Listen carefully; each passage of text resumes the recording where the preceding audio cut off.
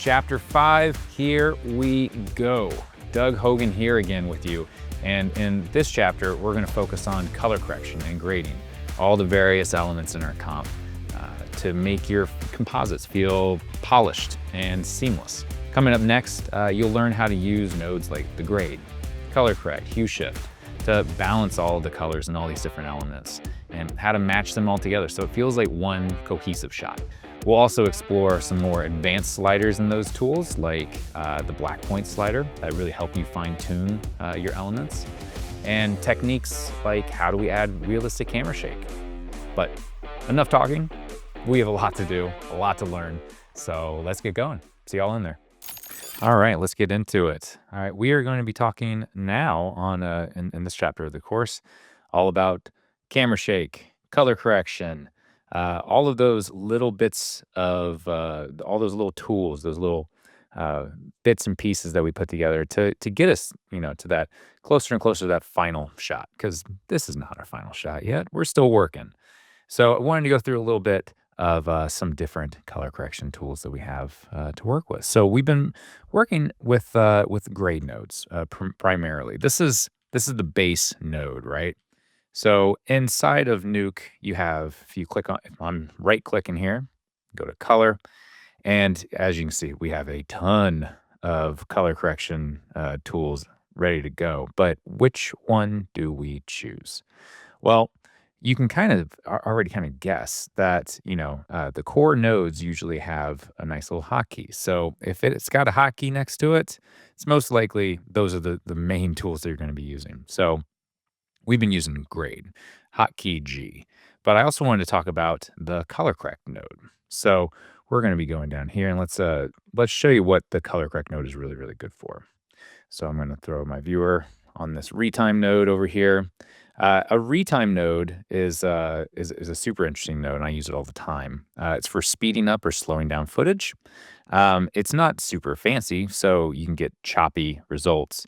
But for this shot, you'll see that I've gone in and I've actually changed the frame range from 232 down to 111. And I did that because the ActionVFX footage was actually recorded at 50 frames per second. So when you run it at 24 frames per second, well, things slow down, right? It goes into slow-mo. And this is a high action shot. So I just used this retime node right here, calculated the difference. So we have a new speed right there. And now we can go through and we can, now that all of our elements are playing at the right speed, we're going to go in here and let me just go ahead and you can either hit tab and type in color correct, or you can just hit C and you will get a color correct. Now, I'm not a huge fan of the color correct, and I'll show you why. 90% of all my color correction done in a comp is actually always done with a grade node. And there's a very specific reason for that. So let's throw a viewer on there. Now you're going to see we have all these different channels that we can use. We have control over the master. So this is like a normal grade node. But we also have control over the shadows, the midtones, and the highlights. Now that's really cool. And the way it does that is if you go under this ranges tab over here, you're going to see that it's actually pulling keys. So color keys, luminance keys off of your footage. So our highlight, this is our highlight range from 0.5 all the way up to 1. Now, if we go into our highlight, so say I want to take down this back right here, which I actually think is going to be helpful. Let's go ahead and just take that grain, and we can just take down the highs, and we don't touch any of the mids. Now, you can already kind of see, I don't like the way this looks. It gets crunchy. It's just it's like killing a fly with a bazooka. It'll get the job done, but it's going to cause some issues. And we can go through here and we can adjust our ranges. As you can see, as I'm pushing and pulling, you can kind of see this moving around. So I'm only taking this down very, very slight. And it's just because I just want to take off just the high highs right there, right? Now it's going to do the exact same thing on our midtones. We want to bring that up. So let's bring up our midtones. So you can see it's going to be ranging up those. But it's also giving us a lot of this back highlight as well, which I don't want. So it's a great tool. And, here we go with shadows. We're going to lift up our shadows. Now it's only touching our shadows. Very helpful. It's got a lot of power in it. but it's not a step one node. Step one is always going to be use the grade node. If you can't get what you need with the grade node, then you can start thinking about the color correct node. But it will introduce some artifacting. It doesn't give you full control like you'd want, and also it's very hard to debug. If you just jump into a comp and you see all the clamps, all the high and low values are all clamped off, well, it's most likely a color correct, and you can kind of zoom in and find it and remove it. But it's not very apparent what's going on under the hood until you open it up. So a gray node, you can just kind of know exactly what it's doing right out of the gate. So that is the color correction node. And I also want to show you another one just because this is my wife's favorite node. My wife is also a compositor, and she loves the HueShift. I hate it. Maybe it's because I'm colorblind, but she loves it because you can do some pretty wild things. Uh, look, now it's a red car. So maybe we want our car to be red. What do you guys think? Do you like the red Honda? Is this a Honda? Yeah, no. But the hue shift is very great because it also has built-in overall saturation, which we can adjust. But that is one thing I actually did want to adjust in this shot is because that's a core color correction node. It's the saturation node. And I like my nodes to be independent. So I don't like a hue correct node specifically because inside of it, you have the ability to control saturation. It's just kind of this, it's too powerful. I like going step by step, node by node, and that helps debug things. But one thing I did want to do is throw a saturation node in here. So just tab saturation, and we want to bring down the overall saturation of this shot. I want it to be a little bit more mono because when you have a fog like we're seeing here, the light would be diffused and the color would actually start leaving the shot. And you can kind of see that in our references right here. There you go. Not very super satted, right? Like it's very monochromatic. So that's the palette that we're looking for, but also a lot of depth. So we're going to be taking down this right here. And another thing I wanted to go through is color matching elements. So we're going to step forward a little bit right for when we crush this car. I think it's around 87. There we go. So we have our giant monster foot coming in. This is such a silly shot. I love it. And we're going to zoom in. And one thing I'm going to do here is I'm going to take down my highs. So let's go ahead and just do that with a grade, not a color correct. I'm going to set my unpremult there because I'm going to lift this up as well. But we're going to take it down just a little bit. And I'm looking at how it's compared to the highlights around it, right? So one thing that's a little weird with this, and we should probably, let's see what happens if we do this. So we have lighting direction, right? Pretty consistent lighting direction of right to left, but our foot is not. It's left to right. So let's go ahead and use a mirror and just flop it. And there we go. That's better. But now we need to transform this guy. We need to offset him a little bit. So let's go ahead and I'm going to throw a transform above this transform, and I'm going to nudge him over. There you go. And now it looks like I'm going to have to redo a lot of my grid warps unless I did this. Let's do this. Power of the node, right? This is a node-based compositor for a reason, and the order of your nodes matter. So this is why I kind of want to show this to you. This is pretty neat. So inside here, we can now flip and flop, and we can move this all around however we want. Because if we do this before the grid warp, let's see what happens. I'm going to transform. I'm going to go into my X knob, and here I'm pressing down on my keyboard because watch what happens. It kind of globs over. Wow, that's satisfying. It globs over the car that was just been crushed because we're defining that warp, that smushness in this grid warp right here. So now we've transformed our element, and let's make sure it crushes it completely. There you go, cool. Looking neat. There you go. Still smushed. That's feeling better.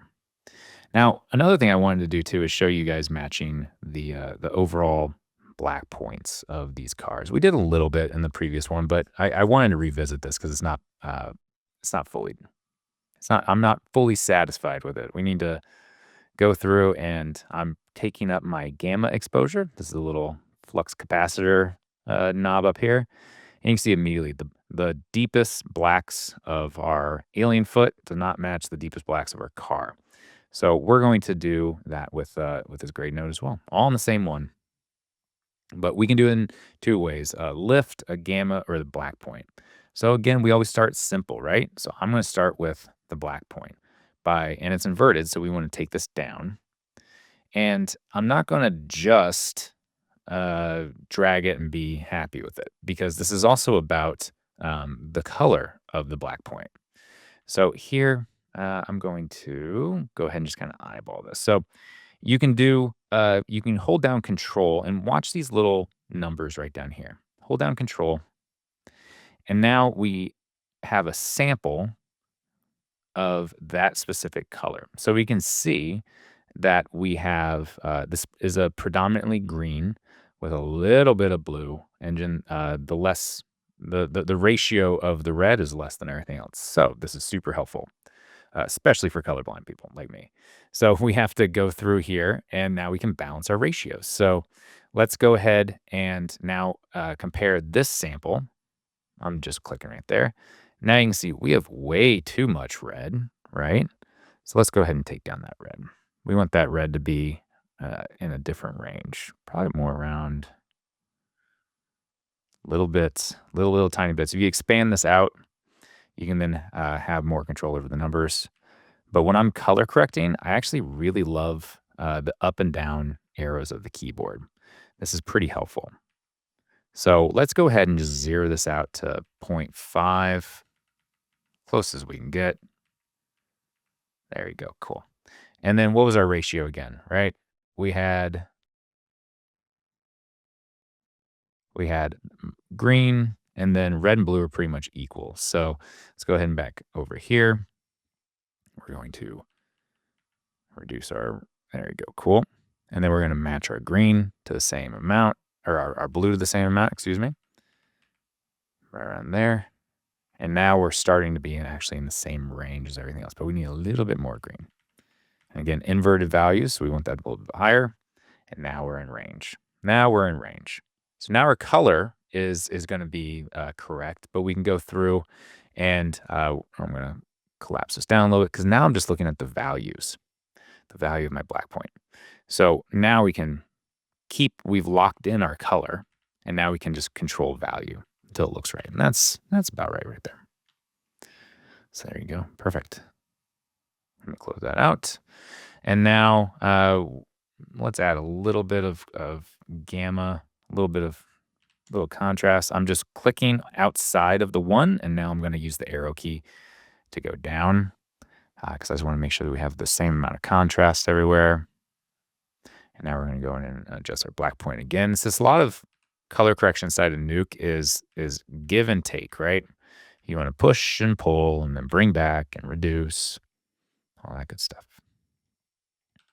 All right, there you go. Cool. All right, so now now we're happy here. Let's reset our flux capacitor. That isn't the official name of this, but it's the gamma slider. But I've always called it the flux capacitor. And now this is looking pretty good. I do want to go through and take my white point, though, and I want to bring up my highs just a little bit so that it matches the tail end of the car just a tad more. Not too much. There you go. Cool. All right, I think we're good. And another thing I want to do is we have this kind of soft edge real quick. Let's go ahead and just reduce that. I'm going to just hit it with another pre-molt. That's not the best way to do this, but it works here. So then, all right, perfect. So now another thing that I wanted to do for this, now that we're on the foot, I wanted to go through and let's get to the end. Yeah.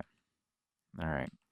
So I wanted to do two things. I wanted to add a little bit of of camera shake. So we're lucky enough to have a locked off shot here, right? But I want to go through and add in a little bit of camera shake to this. And the way we're going to do that, again, another thing I love about Nuke is that you can build custom tools, just like the little ActionVFX dashboard. Well, we can also build what are called gizmos. And I built a lot of gizmos. And in my life, what did I call this guy? Cam Quake? No. What did I call it? Don't even remember what I call it. Let me go to my Doug code menu. Transform tools, Cam Shake. There we go. So inside of this gizmo, let's go ahead and open it up and I'll show you. Copy to group. Delete you. And let's rename you Cam Shake 1. Cool. Now, if we hit this show button right here, you can see inside of these gizmos is just more nodes. These are all expressioned and then tied to these knobs on top of the gizmos. So what this allows you to do is you can package up kind of recipes and link them together using expressions for you to have full control and build in nodes that are a little bit more complicated and take a little bit more setup. So inside of this X shake right here, if we right click and we edit expression, these are the types of expressions that I've written. This is just an algebraic equation that's referencing out different knobs and pulling them in, grabbing their values. And then you can do some really fun things like, let's go ahead and I'm gonna make a checkerboard so this moves quicker. All right, so let's just see this. So what I want to happen, let's hit play. So this is wild. That's a lot of shake, right?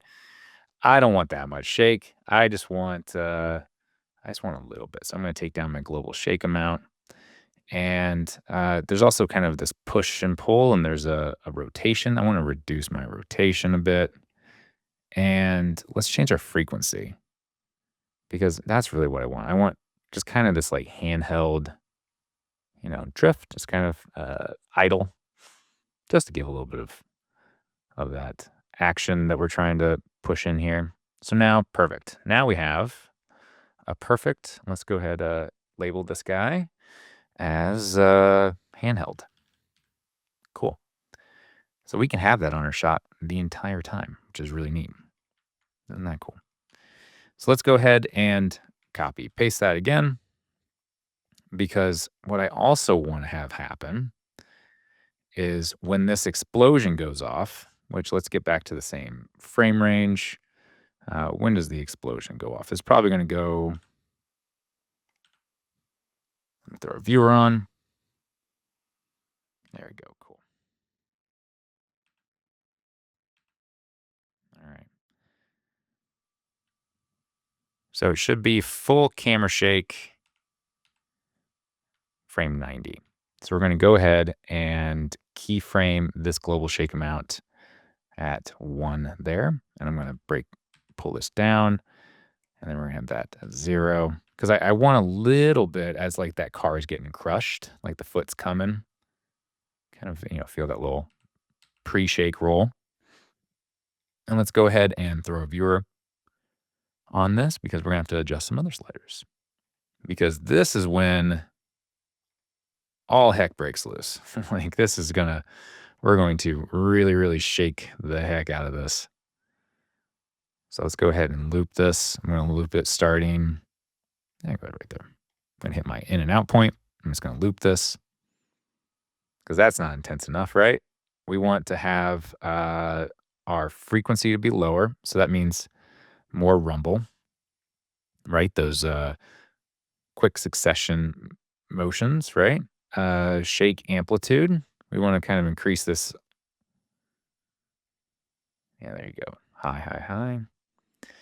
Z scale amount. So this is actually simulating like a push and pull in. Yeah, this is going to be neat. And the camera's I think we're going to really kind of amp it up here. And then we're going to end on a massive amount of shake. Because again, that fireball is going to engulf everything. The Z scale amount of 0.2 is pretty good at just standing right there. And let's add a little bit of rotation. Play it out. How's it look? There you go. Cool. Cool. Let's expand this out a little bit and let's stack these. So you guys can see, this needs to be down to 0. Yeah, perfect. Okay. So let's see how this goes. So now we should have a little bit of idle motion. Yeah, right there. And then explosivo. Kaboom. Bam, pow. There we go. Looking cool. All right, now we can fine tune this. Wonderful. Yeah, it feels great. Love it. Cool. Let me delete that. Let's add this in. Drag and drop. Wonderful. All right. Another thing I wanted to color correct too is this gun blast right here. This looks fine. I like it. Let's see how it looks in context, but it looks a little soft. So I wanted to show you all some different methods to kind of sharpen this up. See, I want this to be sharp. I want it to be hard and scary a little bit. So let's go ahead and look at this. Have our saturation we've increased. I made it really warm, and just keyframed the position based on the end of the rifle, just using the right click and animate. I did that in the off camera, and but what we can do here is I also want to use some sharpen nodes. And let's see how much we can stack this up, because I want that. I want this to feel, yeah, sharp. I want it to feel sharp. Let's go ahead and look at this there. There we go. Cool. So it's going to look, this actually kind of artifacts things a little bit. But in this case, in a good way, because I want this to not feel, this shot's going to be all about contrast, right? Contrast of the fogs, the depth and the softness of the fog mixed in with this gunfire. And here I'm also eroding this gunfire and making a soft mask, because one thing that we want to do is glow the atmosphere around it, right? So we want to, let's warm this up a little because we have such a warm burst, and we can go well above 4. There you go, cool. But the higher we go there, yeah, it starts making this nice and a little too soft. So I don't like that. But let's see what we can do. Let's see if we can stencil out the core and just have the edge. Is that something we can do? A little bit. Yeah, a little bit. Okay. A little too lifted now though. So let's bring down the lift. This is all about that fine tuning color correction, right?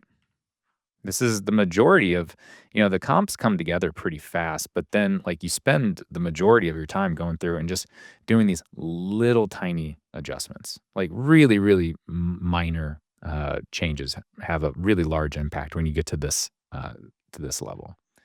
Another thing I want to do too is add a little bit of blur to these tentacles in the back. As you can see, like it doesn't match the surrounding areas. So now I'm going to go through and let me go up in the top of my chain, see where my tentacles are. Let's go ahead and add a defocus node, which is slightly different than, oh, not a Z defocus. That's a whole other thing. Straight defocus node.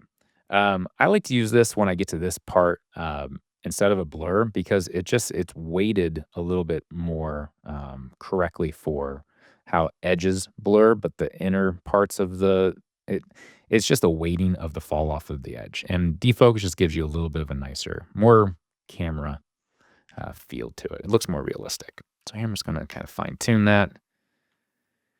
Make sure all of my tentacles are in the right spot. I might like, this might be too blurred now, right?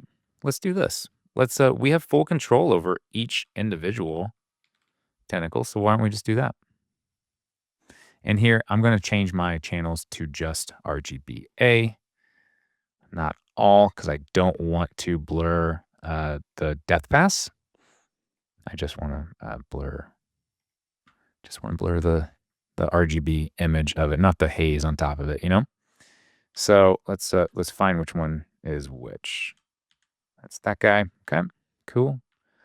And then let's the edge for that is that. All right, so let's give this a little bit less blur. And then this one right here, let's zoom in, and let's give it the least amount of all of them. And this will kind of, again, very subtle, very minor changes, right? But we're just stacking them together. And when you do, it starts making things look very, very interesting and crisp. And I had a little edge blur here, but I don't really like that. Let's just get rid of that. Let's get rid of it. And as you can see, we have a little bit of a white edge coming from our background extraction. So I'm going to add a pre-molt and basically just crunch those edges down. Again, not the cleanest of compositing practices, but we're going to hide a lot of things with this fog that we can get away with. Let me step forward. And now let me show you the different layers of fog. So I put a fog layer back here because now we've got everything very much in its right location. Everything is timed correctly. But now I really start thinking about these fog elements in terms of a compositional nature. How to increase contrast in areas where I want my eye to go to, where I want the viewer's eye to go to, and where I want to reduce contrast and just kind of shape the image so that everything goes towards the story, which the story of this shot is a soldier is up against it. He is doing what he can to defeat this giant alien monster, and the focus of that image is all right here. The actors here, the monster he's shooting at is right here. So everything should be weighted a little bit towards the center and off just to the right. So that's the way I'm going to be sculpting everything. And I'm doing that with these. This is a roto node, right? I'm just sculpting.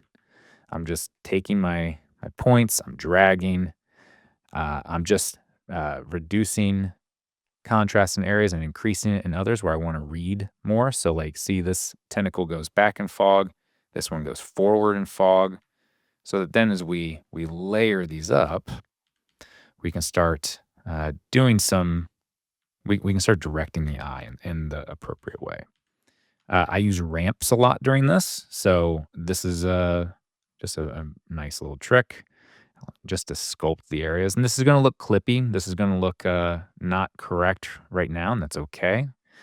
Change that to smooth to 0 because we're just sketching things out. There you go. Cool. Like, I don't like how this tentacle is getting enveloped in the fog. So we can do some stuff about that, right? Let's go through here. Let's make a stencil node. And I'm not too worried about having a clean tree right now because I am just, there you go, cool. I'm just trying to sculpt things together. And I'll go back usually in a comp before I final it and then make it nice and tidy.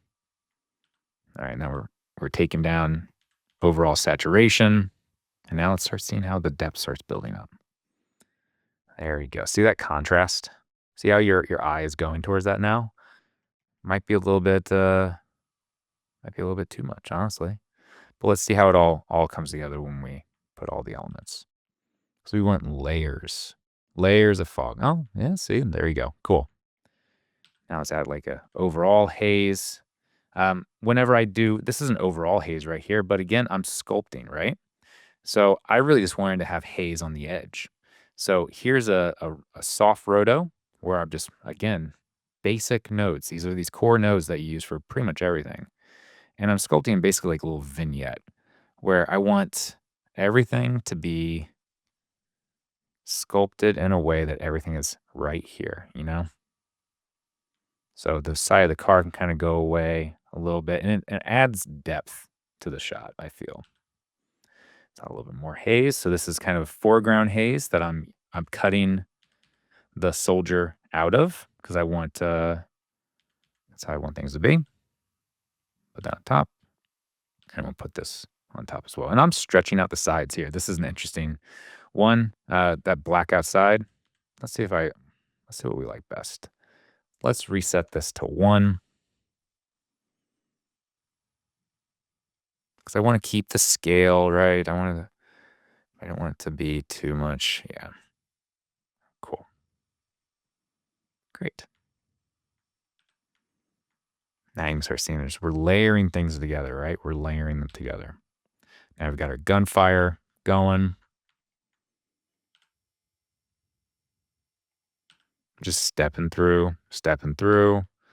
And now we have our this, I think, is one of my favorite elements of this, is the falling ash from the ActionVFX library. Really, really nice. Really, really nice. And then let's go through and now let's do an overall color correction. So this is the point where now we've fine-tuned all of our colors, right? We've gotten everything in the right contrast ratios and the right composition. And now we're going to go in, and I really just want to look at our mood board again and just try to, because we're a little white. I think we can get a little bit, bluish greenish, that kind of that sickly green, right?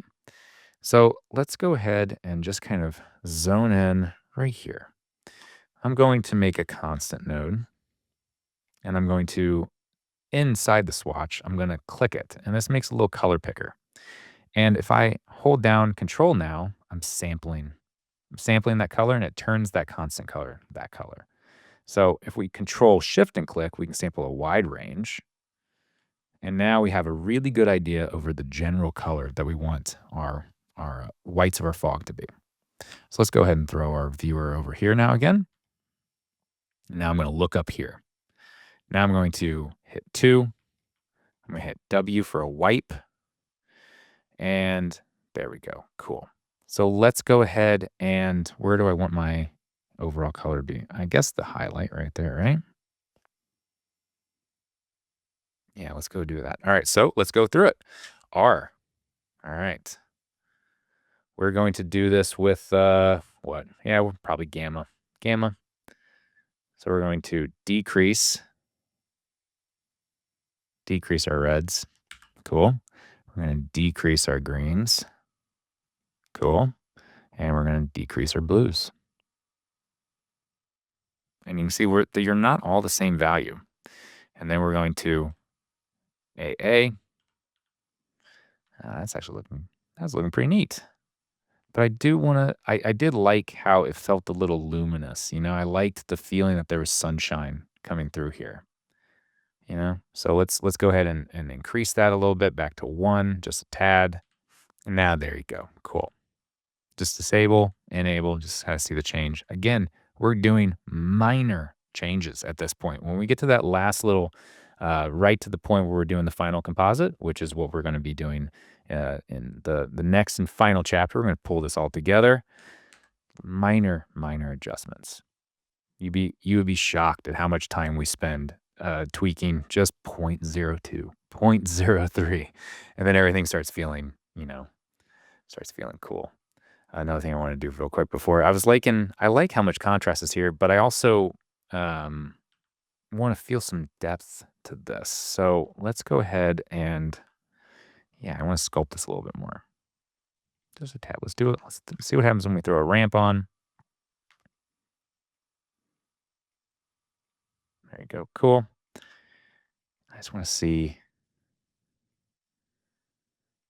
Game up. Kind of increases that just a little bit. Maybe too much. Little tiny changes. See, it'll probably drive you crazy, but this is the process. This is the process. All right, and now we can do fun things again too, like we were talking about before. We can take the channels that we work with. So let's just take the red channel, throw a blur node, and this is how we add those layers of atmosphere. We're just going to blur things just a tad and then take the mix down. And then we can also do things like we're glowing the Z depth right here. There we go. That's starting to feel cool. All together, we have, cool. And what am I doing here? Oh, I'm doing a wrap. That's right. I threw this wrap in here. I want to show that to you. The light wrap. So if we hit tab, light wrap, and then we have right here, we hook the A into our main character and our B into our background. It allows you to actually detect the edges and then bring in some of the background. And this is super helpful because it, again, especially for volumetric shots like this, it just kind of brings in a little bit more of that diffusion that feels nice. There you go, cool. All right, then after this, I want to throw in just a normal, let's just throw in a glow, right? Let's throw in another glow. We always have the moniker in feature films when you start getting closer and closer to the deadline and you have so much to do, it's just blur it, glow it, ship it. Just get it out. And that's a little bit kind of what we're doing here. So I'm going to increase my tolerance because I just want to be looking at the highs, and then I'm going to increase my size dramatically. Very, very high. There you go, cool. And I'm going to keep this on effect only. And I'm also going to take down my saturation.